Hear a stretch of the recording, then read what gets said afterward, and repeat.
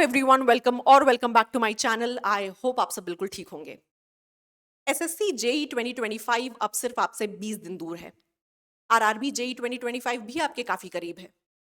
आप में से काफी एस्पायरेंट एसएससी जेई के लिए, काफी आरआरबी जेई के लिए और मैक्सिमम एस्पायरेंट इन दोनों ही एग्जाम के लिए प्रिपेयर कर रहे होंगे। एंड आई होप कि आपको रियलाइज हो गया होगा कि सही समय आ गया है कि आप अपने प्रिपरेशन को 50 से 100 के लिए शूट कर दें। आपने प्रीवियसली ये एक्सपीरियंस किया होगा। आप किसी पर्टिकुलर एग्जाम के लिए बहुत मेहनत करते हैं, अच्छे से प्रिपेयर करते हैं। आपके साथ एक दूसरा एस्पायरेंट भी सेम एग्जाम के लिए प्रिपेयर कर रहा है। आप दोनों सेम एडुकेटर से पढ़ रहे हैं, सेम कंटेंट पढ़ रहे हैं। पर जब आप एग्जाम में अपीयर करते हैं, आप वो एग्जाम क्वालिफाई नहीं कर पा रहे हैं, वहीं एक दूसरा एस्पायरेंट उस एग्जाम को क्वालिफाई कर ले रहा है। अब आपके मन में एक ही डाउट है कि आपकी कमी कहाँ रह गई। ऐसा क्या डिफरेंस था आप में और उस एस्पायरेंट ने कि वो एस्पायरेंट क्वालिफाई कर गया और आप नहीं कर पाए। तो मैं आपको बता देना चाहती हूँ कि डिफरेंस सिर्फ एक है, और वो है टॉपर माइंडसेट का। जी हाँ, जब आप किसी एग्जाम के लिए प्रिपेयर करते हैं, फॉर एग्जाम्पल आप एक सब्जेक्ट लेते हैं सॉइल मैकेनिक्स, आप उस सब्जेक्ट को अच्छे से पढ़ते हैं, कंसेप्ट्स को क्लियर कर लेते हैं और उसके कुछ प्रीवियस ईयर क्वेश्चन सॉल्व कर लेते हैं और आप डिक्लेयर कर देते हैं कि गेम कंप्लीट हो चुका है, ओवर हो चुका है। अब डायरेक्टली आप एग्जाम में जाके परफॉर्म करेंगे, बट एग्जाम में ऐसा होता नहीं है। वही जो दूसरा एस्पायरेंट जिसने एग्जाम क्वालिफाई किया है, वो सेम कंटेंट पढ़ रहा है, सेम एडुकेटर से पढ़ रहा है, उसने एक सब्जेक्ट कंप्लीट किया, कुछ पीवाईक्यूज लगाए, वहां उसका गेम कंप्लीट नहीं होता, ओवर नहीं होता, वहां से उसका नया खेल शुरू होता है। एक टॉपर हमेशा प्रिपेयर्ड होता है for the worst case possible. आपको अपना माइंडसेट चेंज करने की जरूरत है। आपको प्रिपेयर्ड रहने की जरूरत है कि अगर level of paper previous year के जैसा आया बिल्कुल, तो आप कैसे उसको बीट करेंगे। लेवल ऑफ पेपर अगर प्रीवियस ईयर से नीचे आ गया तो कट ऑफ हाई चला जाएगा, कंपटीशन ज्यादा होगा, उसको कैसे बीट करेंगे। और अगर level of paper previous year से ज्यादा आ गया तो जो हाई लेवल क्वेश्चंस हैं उसके लिए आप अपनी क्रिएटिविटी को कैसे यूज करेंगे। अगर आप इस वर्स्ट केस पॉसिबल के लिए तैयार नहीं होंगे, आपसे एग्जाम हॉल में क्वेश्चंस बनेंगे ही नहीं, आप सिर्फ पैनिक करेंगे। और एक टॉपर हमेशा इसके लिए रेडी होता है। इस पूरे के पूरे माइंडसेट के लिए आपको रेडी होने के लिए एक काम करना है, और वो है इन डेप्थ एनालिसिस। आप एसएससी जेई के एग्जाम के लिए अपीयर हो रहे हैं और आपको ऐसा लगता है कि आपने एसएससी का पीवाईक्यू सॉल्व कर लिया तो आप जीत जाएंगे, तो ऐसा होगा नहीं। मैं ऐसे एस्पायरेंट से मिलती हूँ और उनको जानती हूँ जिनको एसएससी जेई के प्रीवियस ईयर क्वेश्चन का पेज नंबर तक याद है, क्योंकि उन्होंने रट घोल के पी लिया है। लेकिन अगर मैं उनको अपना एक एक्सपेक्टेड क्वेश्चन, एक नया क्वेश्चन अगर देती हूँ, वो सॉल्व नहीं कर पाते हैं। And this is how you miss the exam. आपको करना होगा इन डेप्थ एनालिसिस सिर्फ एसएससी जेई पीवाईक्यू का नहीं, आरआरबी जेई पीवाईक्यू का। सिर्फ आरआरबी जेई पीवाईक्यू का नहीं, ईएसी प्री का। सिर्फ ईएसी प्री का नहीं, आपके आसपास में रीसेंट टाइम्स में हुए हर स्टेट में एई जेई एग्जाम्स का। तब जाके आप समझ पाएंगे कि जो पैटर्न ऑफ एग्जाम होना है वो कैसा होना है। और आपको क्लियरली समझ में आ रहा होगा कि आज से 10 साल पहले जो एसएससी जेई का लेवल था वो आज नहीं है। पहले जो आपको स्ट्रेट वन लाइन क्वेश्चंस आते थे, आज आपको स्टेटमेंट वाले क्वेश्चंस दिखते हैं। और स्टेटमेंट वाले क्वेश्चंस को समझना कंसेप्चुअल है। ये स्टेटमेंट वाले क्वेश्चंस को वहां जाके सही मार्क करना, इसके लिए चाहिए आपको इन डेप्थ एनालिसिस। इसके लिए चाहिए अच्छे लेवल ऑफ क्वेश्चन का प्रैक्टिस। क्योंकि सब्जेक्ट सब पढ़ के रखते हैं, सबको पता है पहले ओरिजिन ऑफ सॉइल पढ़ना है, फिर आपको प्रॉपर्टीज ऑफ सॉइल पढ़ना है, फिर इंडेक्स प्रॉपर्टीज पढ़ना है, फिर क्ले मिनरोलॉजी पढ़ना है, सबको पता है। बट यहाँ से कंसेप्चुअल क्वेश्चंस को कैसे डील करना है ये सबको नहीं पता, ये सिर्फ टॉपर को पता है। और ये टॉपर इसलिए पता कर पाता है क्योंकि उसने इस तरीके के क्वेश्चंस को बहुत अच्छे से प्रिपेयर किया है। मैं ये बात जानती हूँ कि आपके पास इतना समय नहीं है, क्योंकि इसके लिए चाहिए बहुत सारा एफर्ट और बहुत सारा एक्सपीरियंस, कि आप सही क्वेश्चंस को पिक कर करके खुद को इतना पॉलिश कर लें कि अगर पेपर का लेवल ऊपर नीचे भी हो तो आपके लिए कोई दिक्कत की बात ना हो। अब आपको लगेगा कि ये करें कैसे, क्योंकि हमारे पास तो मेड इजी की बस एक एसएससी जेई पीवाईक्यू बुक है, आरआरबी जेई की एक पीवाईक्यू बुक है, उससे ज्यादा ना हम देखते हैं ना जानते हैं। वो काम मैंने आपके लिए कर दिया है, and this is the reason I am standing here. मैं आपको अश्योर कर रही हूँ कि मैंने आपका काम को इतना ईजी कर दिया है कि अगर मैं जो नेक्स्ट 10 मिनट्स में बोलने वाली हूँ, अगर आपने उसको फॉलो कर लिया, आपका पूरा एसएससी आरआरबी गेम चेंज हो जाएगा। मैंने आपके लिए सिर्फ एक चीज की है, और वो है 2199 क्वेश्चंस। ये क्वेश्चन एसएससी जेई पीवाईक्यू नहीं है, ये क्वेश्चन आरआरबी जेई पीवाईक्यू नहीं है। ये मेरे हिसाब से एक्सपेक्टेड क्वेश्चन है आपके आने वाले हर अपकमिंग एई जेई एग्जाम के लिए। ये क्वेश्चंस मैंने हैंड पिक किए हैं एंटायर सिविल इंजीनियरिंग से, जो मुझे लगता है कि आपको इतना पॉलिश कर देंगे कि आने वाला कोई भी एग्जाम हो, अगर उसका पेपर थोड़ा भी लेवल हाई जाता है, आपको डरने घबराने की जरूरत नहीं पड़ेगी, क्योंकि you are prepared for the worst. ये क्वेश्चंस मैं ढूंढ के लाई हूँ हर रीसेंट एग्जाम से जो ट्रेंड फॉलो करते हैं, वो सारे हैंड पिक्ड क्वेश्चन जो मुझे लगता है कि आपको देखने के लिए मिल जाएंगे आपके आने वाले एग्जाम्स में अपकमिंग इन 1 2 3 ईयर्स। ये पूरे बैच का नाम मैंने विजेता बैच रखा है, क्योंकि मेरा होल सोल पर्पस है कि मैंने जितना एफर्ट इन क्वेश्चंस को लाने में पुट किया है, आई जस्ट विश कि इस पूरे के पूरे क्वेश्चन का सही यूज करके आप महाविजेता बन के निकलें। ये सिर्फ कोर्स का नाम आपको विजेता बैच दिख रहा है तो डोंट थिंक कि I am trying to sell something, no. मेरा एक बड़ा पर्पस है, और वो पर्पस अभी मैं क्लियर कर दूंगी आगे। मैंने आपको बताया कि इस पूरे के पूरे बैच में मैंने आपके लिए एक एक क्वेश्चन चूज किया है, जो कि मैं आपके साथ लाइव सॉल्व करना चाहती हूँ, ताकि आपको कोई भी डाउट ना हो। जो भी क्वेश्चंस मैं सॉल्व करूंगी उन सबका पीपीटी पीडीएफ आपके फोन में होना चाहिए, ताकि आप रिवीजन कर सकें।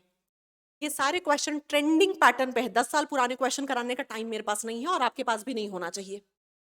ये सारे क्वेश्चन मैंने हैंड पिक किए हैं उठा के, ना मेरे टीम में से किसी ने, ना किसी का बना हुआ पीडीएफ पीपीटी, ये कुछ नहीं है। एवरी क्वेश्चन सेलेक्टेड बाय मी।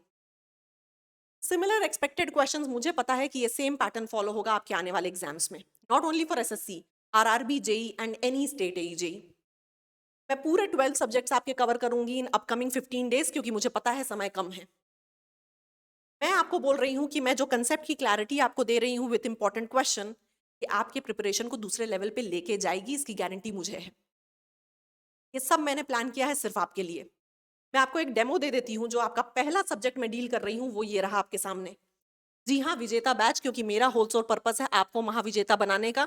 आरआरबी, जेई, एसएससी, जेई आपकी लाइफ की ट्रेजेक्टरी चेंज करने का दम रखते हैं, बड़े एग्जाम्स हैं। ये पूरे के पूरे दोनों ही एग्जाम्स के लिए और किसी भी एई जेई एग्जाम के लिए वैलिड होगा। जो पहला सब्जेक्ट मैं आपके साथ डील करूंगी वो इन्वायरमेंटल इंजीनियरिंग है, एक हाई वेटेज सब्जेक्ट। काफी कंसेप्ट्स है, एक बड़ा सब्जेक्ट है, सिलेबस भी बड़ा है इसका, बट क्वेश्चन जो पूछे जाएंगे वो भी ज्यादा होंगे।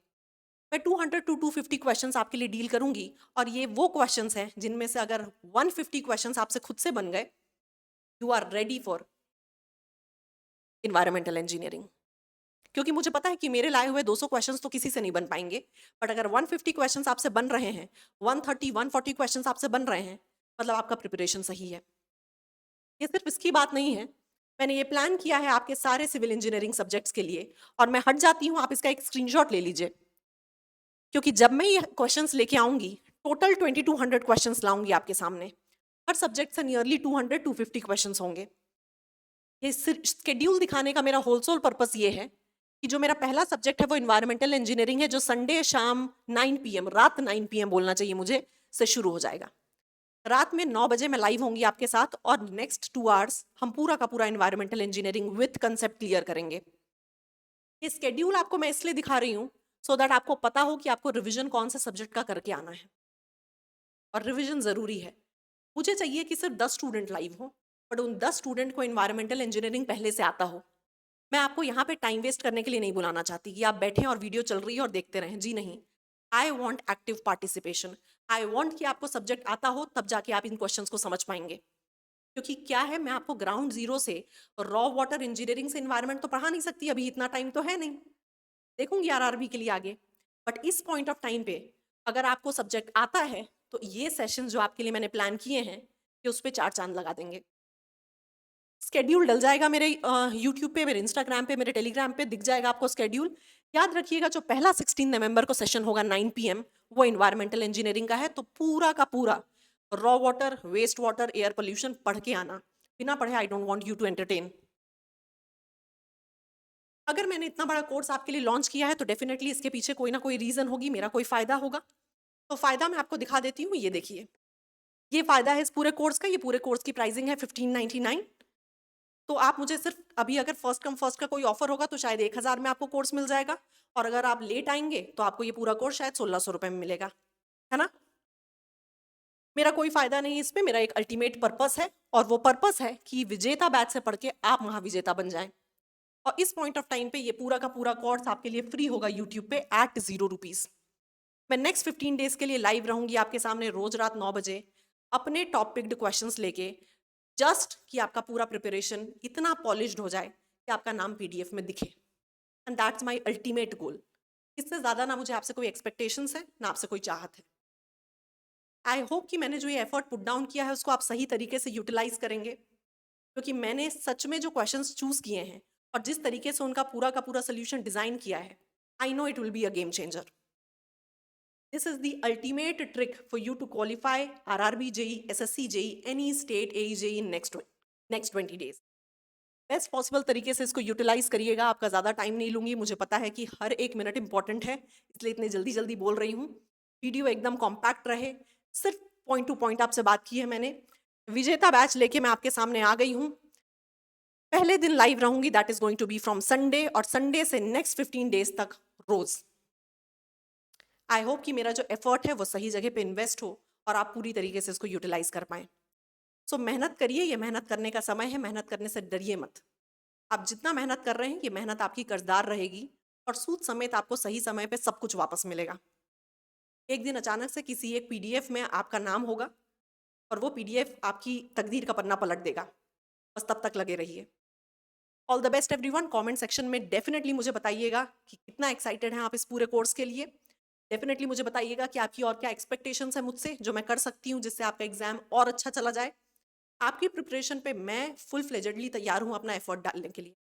आप जितना यूटिलाइज कर सकते हैं मुझे इस पूरे कोर्स को करिए, ठीक है। जो भी आपके क्वेरीज होंगे कमेंट सेक्शन में डालिएगा, मैं कमेंट में सबका रिप्लाई पर्सनली करूंगी। डिस्क्रिप्शन बॉक्स में आपको दिख जाएगा टेलीग्राम चैनल का लिंक, जहां सारे पीडीएफ पीपीटी पहुंच जाएंगे, वहां भी ज्वाइन कर लीजिएगा। टेलीग्राम ग्रुप मिल जाएगा जहां आप अपने क्वेश्चंस अपने सेम एग्जाम के एस्पायरेंट से डिस्कस कर सकते हैं। कोई भी क्वेरी हो regarding the form, regarding the centre, anything, ये भी हो जाएगा। और कुछ इंपॉर्टेंट जो मैं मिस कर रही हूँ, let me think.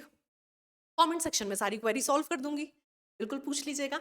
And be live on Sunday at 9 p.m. and I'll see all of you with environmental engineering. Take care everyone. You all very, very soon. Hustle hard.